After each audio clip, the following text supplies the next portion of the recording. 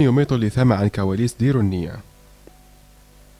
الممثل المغربي مهدي فولان من أبرز الوجوه الشابة التي بصمت المشهد الفني المغربي في السنوات الأخيرة بأدوار ناجحة ومتنوعة جمعت بين الدراما والكوميديا سواء على مستوى التلفزيون أو السينما.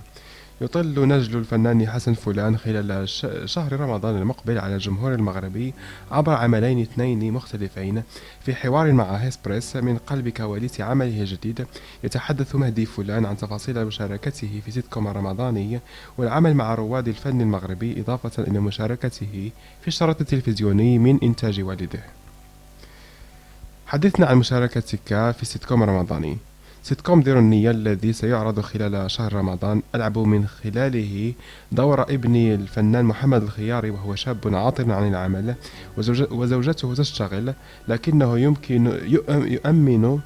يؤمن بالطاقة والأحجار، وهو على يقين أنه يمكنه فعل الكثير من الأشياء عن طريق ذلك. ما سر التيمن بروح المنتخب الوطني في السيت كوم؟ هذا أقل ما يمكننا تقديمه، لأن ما قام به المنتخب الوطني المغربي لكرة القدم في نهائيات كأس العالم بقطر كبير جدا وفوق كل الأوصاف. لذلك أتمنى أن يكون هذا العمل بمثابة تكريم لأسود الأطلس.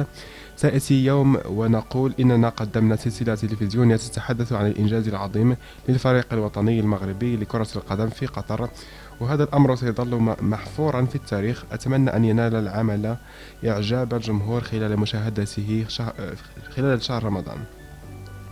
هل تؤمن بمقولة ديروا النية وتعمل بها في حياتك؟ طبعا أكيد، فأنا دائما أسبق النية على كل شيء وفي كل شيء، لأن الله سبحانه وتعالى هو الوحيد الذي يجازينا على نياتنا. كيف تمر كواليس التصوير في ظل توليفة مكونة من جيل الرواد والجيل الجديد؟ أجواء وكواليس التصوير تمر في ظروف جيدة، والجميل فيها هي روح التعاون بين الممثلين حول أدوارهم، فليس هناك أي أحد يفكر في نفسه فقط، بل يفكرون جميعا في نجاح المشروع كفريق واحد. وشرف لنا أن نجتمع كجيل الشباب مع رواد الفن المغربي في هذا العمل التلفزيوني. بالنسبة لي أنا شخصيا أرى نفسي حالة خاصة، لأنني ترعرعت وسط هؤلاء الرواد منذ الصغر، وكان حلما من أحلامي أن أقف يوما ما أمامهم في عمل، والآن تحققت أمنيتي، وهذا الأمر سيظل للتاريخ وأتذكره دائما. تسجل حضورا في البرمجة الرمضانية كذلك بفيلم تلفزيوني، حدثنا عن تفاصيله. الفيلم يحمل عنوان شوك الورد، وهو عمل صنع بحب ومن القلب، وكتب السيناريو الخاص به وأخرج بإحساس عالي جدا، كما لعبت أدواره بنفس الإحساس والاحترافية، ويشكل الشريط تجربة خاصة بالنسبة لي سأتذكرها ما حييت.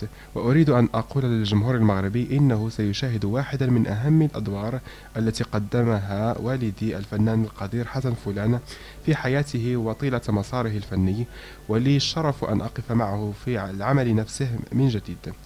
كلمة للجمهور. أقول للجمهور المغربي شكرا على تشجيعاتكم، وشكرا على انتقاداتهم التي تكون دائما في محلها، تحملنا كفنانين مسؤولية أن نقدم مستقبلا أعمالا جميلة وفي المستوى.